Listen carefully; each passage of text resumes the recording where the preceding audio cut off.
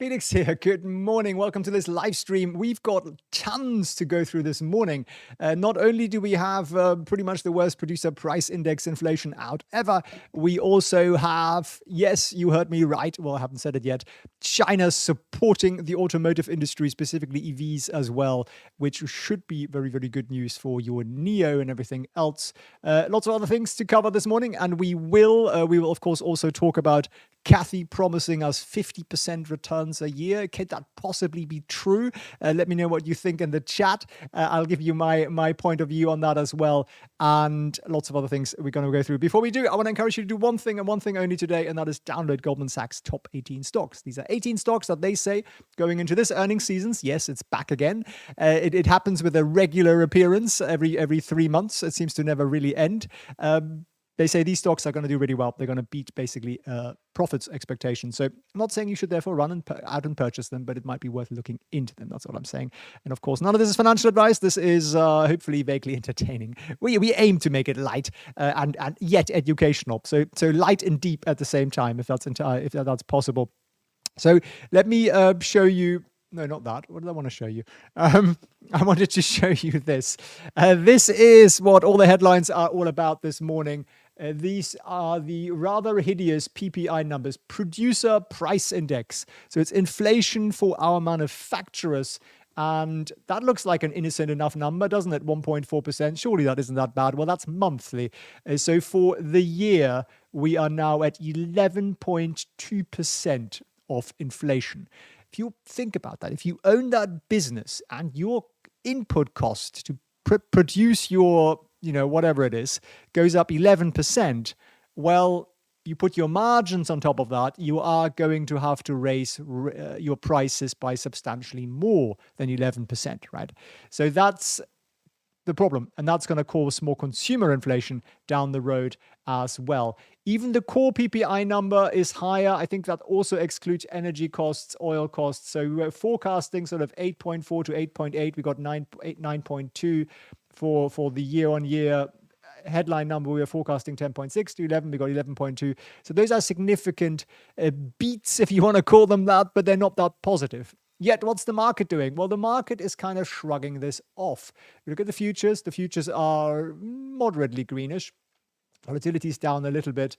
Oil prices continue to go up quite significantly, in fact. But the market is sort of like, yeah, we kind of expected this. It's not really a huge surprise. We know that there is inflation out there, and it's gotten worse because of all the input costs have gone up from a Russia-Ukraine perspective. Now, Mr. Hacker-Linden here, very, very kindly, with that heart says, smash the like button, and I'd love it if you did that. The moment we have a 10% smashing the like button ratio, we'd like to get that nearer 100%. You could also smash the dislike button. Desmond, welcome to you. Lovely to have you on the chat here. You're saying, I'm surprised that Kathy is allowed to say that compliance must be going nuts. Well, I just watched the interview. She said, we expect 50% compound annual interest rate, and I'll tell you what that means in a second. And this is, of course, based on our research. So that's the caveat. That's the disclaimer. And then she says, but I believe our research is the best in the world. She knew exactly what she was saying, because one is her personal belief. The other is like, well, it's just our research. We're not promising it, but it's definitely sailing fairly close to the wind. I would also say that. I think promising those kind of returns is a little bit, it's ambitious. Now, do you think it's a scam? No, let me show you her numbers here. So what she's saying is, if you give $100,000 today, and please don't run out and just do this. This is not advice. She gets you a 50% compound annual rate of return for the next 5 years. That turns that into $759,000, which is pretty staggeringly amazing, right? Now, compound annual return does not mean you go up 50% this year, 50% the next year, 50% the year after that. If you did that, you'd get to a much higher number. No, it's going from start to finish and then working backwards what the return is per year. So she doesn't need to achieve 50%. I haven't worked it out, but probably something like 30% would do the trick. Now, for the previous 5 years, so going back from now to the 5 years, they've done 20%. And that's pretty good. Actually, 20% is pretty good. Like nothing really wrong with that. Although compounded, it's not amazing.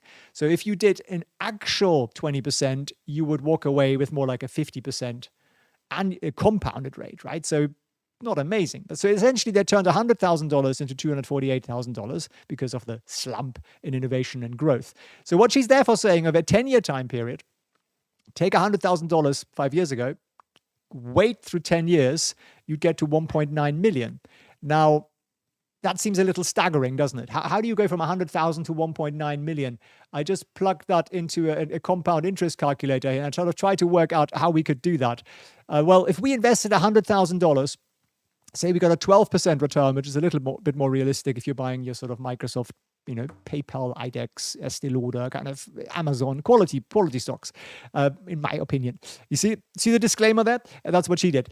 You do that over 10 years and you deposit $5,000 a month in addition, then you get to a similar number. You also get to 1.5 million. But she's saying you don't need to add the $5,000 a month and you'd still get there. And of course you don't. You would get to 330,000. So she's promising a massive return above the market. Now, is it a scam? No, I don't think it's a scam. I think it's probably genuinely what she believes. Of course, it's also a very powerful marketing statement. Now, I get emails from people who say, Felix, how can you say that you are making 19 or 20% on your trades in a week or 3? That must be a scam. That must be gambling. How can you possibly claim an annualized return on 1,000%? So I then say to them, I get where you're coming from. When I first heard about it, options trading, I also thought that was how is that possibly possible? And then I try to explain to them, and I am transparent, and I'll send them my trade sheet so they can see it, they can check it backwards, and I say to them, look, I do every single one of my trades live, 100% transparent, and I tell you exactly what I make and what I lose, and that's all I can do. And ARK, in fairness to them, does that too. They share with us their trades. They don't really share with us why they make those trades. And mostly I look at them and I go, you're doing the opposite of what I'm doing. I don't really get it. But they are very transparent. So I wouldn't call them out with sort of names here. I would just say that it's all about allocation. It's all about being cautious, careful. Don't chuck all your money at one thing. I wouldn't have a 100% options portfolio. Of course, in theory, that would be incredible profitable, but it would also be more volatile, I suspect, though we've only lost $170 making 11,000 here. I like compounding. I like having Microsoft and PayPal and IDEX and Estee Lauder and Visa and those stocks because I know that they're quality stocks and I know that they compound me money over time, and then they know they're basically building me this amazing, marvelous trust fund. So I think it's about balance. I don't think ARK has no place in a portfolio. No, I don't have any ARK, but I think it's a question of allocation and how much we really put into that. So if you want to figure out, how I'm doing what I'm doing, feel free to drop me an email at felix@goatacademy.org or just book a call with us. Book a call with Cheryl, who's amazing, worked with me for more than 10 years. And she'll talk you through that and she'll send you the sheet. You'll see exactly what I'm doing and how I'm doing it, why I'm doing it. And then you can decide whether you want to learn that and whether you want to join the community here. So that's kind of, the first item here off the list. Significant consumer inflation, yet the market is shrugging it off, which is kind of a good thing. From the China story, I also wanted to share that with you. Where is NIO at the morning? I think the US hasn't really woken up to this news yet. NIO's up 1/3 of a percentage point here. This is the news. Where is it? I just made a video on this as well. So this was on Twitter this morning, literally about an hour ago. Well, you were probably soundly asleep or, fighting with a golden retriever or something. And Sinomarket is an account that is essentially state affiliated. So that's why I follow them, quite frankly. So you get it from the horse's mouth. The China State Council said they decided to encourage large-scale consumption of automobiles and household appliances, and local authorities are not allowed to add restrictive measures onto those. They also said we should deal with the impact of the epidemic and promote recovery and development of consumption, should implement relief policies for pandemic-stricken industries that have been introduced and stabilize more consumer service market players. Now, has the automotive industry been hit? Yes. Car sales are down 10% last month in China, which is kind of a first in a long time. Well, since COVID started, really. Yet EV sales were up 146%. So what they're worried about is that the pie is shrinking. So I expect them to provide us some more real support here for the industry, which of course is good news. And in Hong Kong, NIO Bank and so on closed up something like 3% this morning. So watch out for what happens there as this news slowly trickles through the US media. Well, if it does. If it doesn't, you heard it here first. I also wanted to show you this institutions. And April data isn't fully in yet, but this is the April bar here. If you don't know what I'm talking about, let me get a pen. That's the April bar.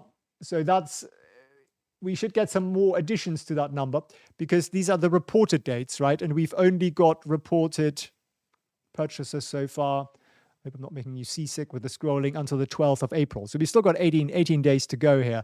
So we will get that number up, I suspect. I don't know, but I suspect. And we are seeing some nice increases here from some Hong Kong funds, from Nordea, from Susquehanna, really nice buys here. And what does that really mean? Well, it just means that they are taking the opportunity of this dip and they're buying more. Also, the shorts are down significantly, both from the institutional side and from the retail side.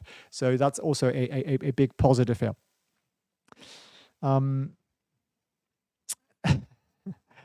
What have you missed regarding NIO Bailout there? So essentially, the China government is decided to encourage large-scale consumption, and that includes automobiles and basically white goods. So those are the two industries that they named. So that's positive. That's going to be a consumption boost here. We are not entirely sure yet in what form that'll come out, but it was just announced like an hour ago. So as we get more details on that, I will, of course, share that with you. Agolin in there, lots of Norwegian banks buying NIO indeed. Kind of interesting there. They are all on that train.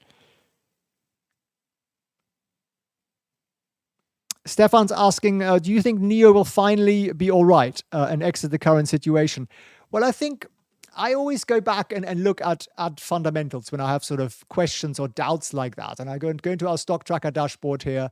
I scroll down to NIO and I look at our margins and I see, okay, margins are 19% gross. Tesla's 25. They're getting there. And they gave us guidance of 18 to 20% margin for the year. They gave us guidance they'd be profitable at the end of 2023 for the first quarter, and then in 2024 properly. Now, does that depend on COVID? Well, the speed of which they can achieve that does, yes. But as long as it's a one-off outside event, it doesn't personally worry me. These are sort of outside shocks. Eventually, you would think COVID would go away, and therefore they'd be able to scale up and execute as they plan. Now, might they be a little bit slow going into the rest of the year? Possibly, because, yeah, they could catch up with manufacturing, but the question is, can their suppliers catch up quickly enough with components? Because they're basically out of components, right? They're probably out of chips, they're probably out of tires, they're probably out of windows, they're probably out of, all sorts of things that they need to buy in. So the backlog that's being created here, the longer these lockdowns last in Shanghai, and if you believe Deutsche Bank, who thinks the lockdowns might get extended to southern China, which would be in a way more grave because there's a lot of industry there, then that has this knock-on effect. So we have to kind of watch here carefully of how that works. And really, one thing, like what I said at the beginning with ARK as well, is it's about position sizing, right? So put your portfolio into this. See how you are diversified. This is not my portfolio, by the way. I just use this for research. I'm not all in on Amazon, as it might look. You see how you're diversified across stocks and across industries. And you kind of want to keep an eye on that over time. I think that's a really important thing to do. So you can get your hands on that at felixschwanzer.org/Patreon. Links down below. It's 20 cents a day. If you join us for the year, you get an extra month off and you get access to the Discord and everything else as well. So I think that's a smart thing to do. Keep an eye on like how you are balanced, how you're diversified, and maybe also across countries. So thanks for the question there.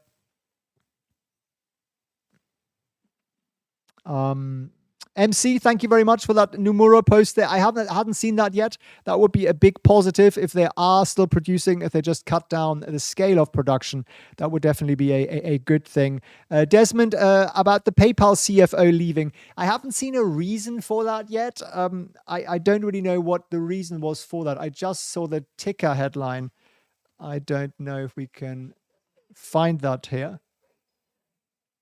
Here we go. Walmart hires PayPal's John Raynard as CFO to succeed Biggs. Okay, so he got a pay rise. That's why he left.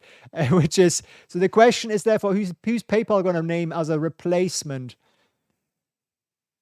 John Smiggs. Yeah. So this is PayPal search. Rainey will remain with PayPal until late May when Gabriel Rabinovich, a senior VP for corporate finance investor relations, will take over as interim CFO. Okay, so they're looking for somebody possibly external. So it seems that they're going to bring in somebody. We are not surprised that one of the world's top brands has recognized John and his contribution to building PayPal. Okay, so they're not thrilled about it, but they're kind of saying, well, have a nice time. So interesting. I mean, CFOs are super, super important. The RBC is saying the timing is unfortunate given PayPal's pivot. The fact that management did not use this opportunity to reiterate guidance does call into question if a reset could be necessary. Okay, so RBC is a little bit bearish on that. You could look at it in two ways. It's a little too early to tell, I say. I suppose you could say, well, it could be a good thing to bring in a fresh pair of eyes. It generally is.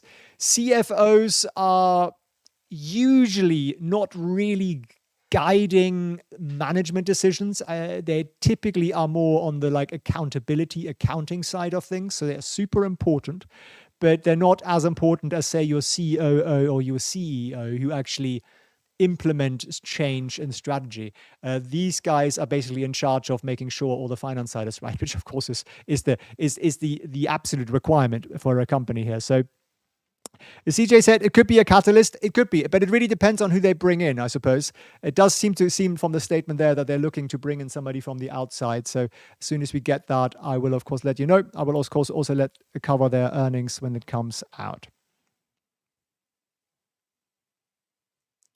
Polestar Cars moves into a permanent home in Scottsdale, Arizona. That sounds like they're moving into an OAP home. But I suppose what you're saying is that they have set up a headquarter in Arizona. Is that what you're saying, Jan? I hadn't seen that yet. They are going to manufacture, of course, their Polestar 3 in one of the Carolinas, north or south, in the Volvo factory there. So that's kind of, their pivot towards the US, I think, is a good move. I think it's a really good one here. If we look at the futures at the moment, they're still looking just about green. Volatility down, about 1%. European stocks had not such a wonderful morning. Why? Because the Russia thing continues and Ukraine thing continues. Oil prices continue. I think there was a headline out this morning that if Germany stops using Russian gas, they'll lose something like $250 billion of their economy. So you can see why they're not very keen on that. But it is a bit odd to send your enemy's enemy arms while paying your enemy. If you want, know what I mean. So Germany is basically paying Russia hundreds of billions a year while arming Russia's enemy.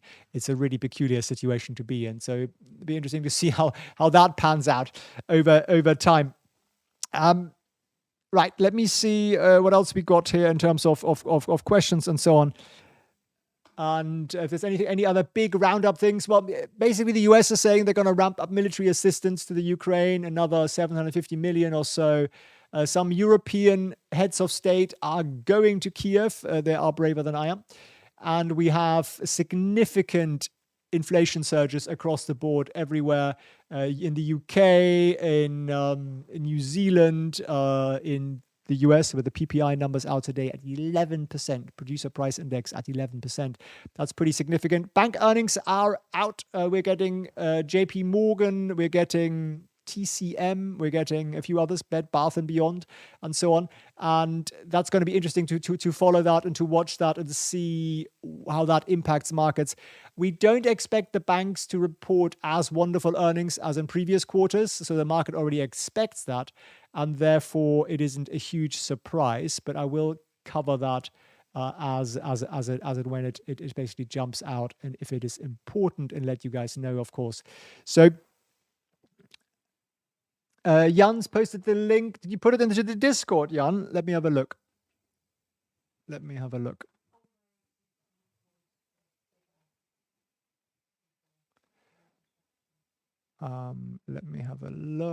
Okay, let me share the window with you here. Polestar.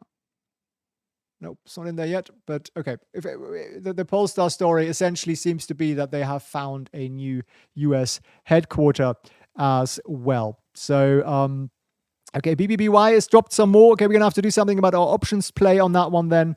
And George says JP Morgan has kicked off their earnings. They missed earnings per share, but beat revenue, which is sort of what we were expecting on that front. So if we look at JPM, we are down 3.5% pre-market, which is, yeah, I mean, pre-market is never necessarily the greatest indicator of what's going to happen during the day. So we have to kind of wait an hour or two into the day to see how that really plays out.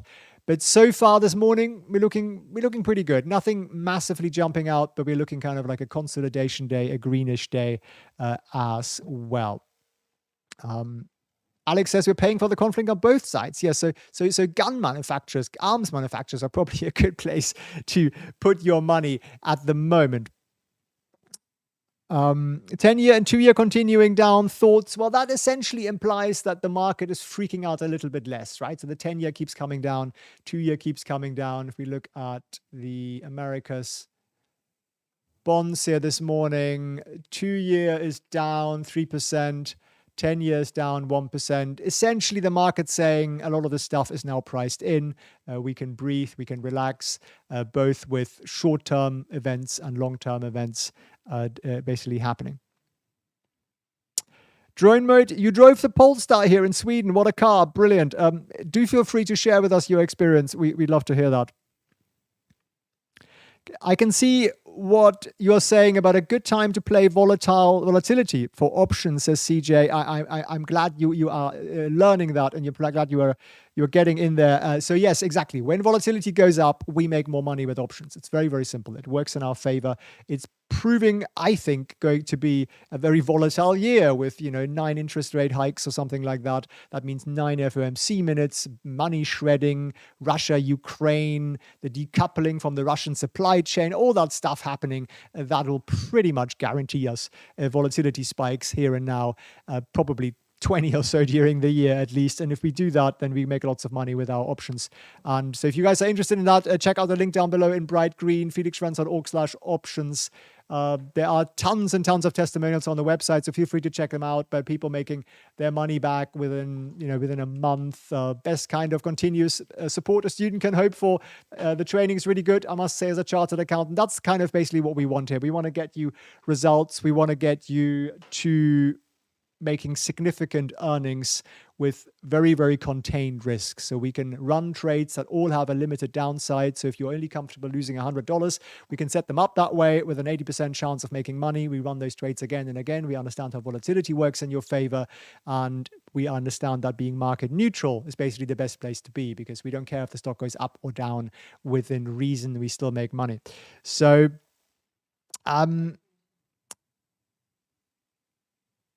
and George says JP Morgan has also announced a share buyback. Okay, that might give us a little bit of a lift here as well. There is also a story out you might have seen. The SEC has essentially added another 11 Chinese companies to their list of, we've realized that your Chinese list, that surprising list. I've charted quite a lot of them here and how they were performing yesterday as they got added to that list. And you can see they've basically moved between 0.2% down to 7.9% down on the day. So in a sense, that makes me feel a little bit better, because it just means a lot of this China noise and delisting noise is priced in. We even have one, the CAAS, which is an automotive part manufacturer. They make sort of power steering stuff. They actually went up, but they did announce a buyback 2 days ago, so they might have used that buyback money to kind of bolster their share price there. But the drop in price here is moderate. It's not crazy, so the market doesn't seem to expect a much more of a correction there from that point of view, which is good. It's like a drama series, says Grey Zone. Yes, it is, isn't it? It's like a soap opera. That's financial markets for you. That's how it rolls. We are still pre-market here a couple of minutes. The key news out today really is the the purchasing producer price index. Here it is, which is 11% up today. That's kind of the key number. And so far, markets are sort of shrugging that off. Do watch out for earnings today. JP Morgan apparently just reporting a slight earnings per share miss and a buyback, but a revenue beat. So as long as we get kind of moderate earnings that are not like a shocker, I think the market will kind of be quite nice here. Ed says the shorts need to go away. Well, for NIO, they actually have quite significantly. There's a very significant drop in shorts into NIO, which is a positive. So feel free to check out. I've got a NIO video coming out shortly. You can check that out. Kevin says PPI was pretty bad. It was, yes, absolutely. Even if you strip out oil here in the core, it's still pretty bad at 9%. So definitely inflation is real. And that, of course, means that consumer inflation gets impacted by this as well, right? Because they're going to produce something. If the costs are 11% up, they put their margin on that. It means that the end costs will go up by more than 11%.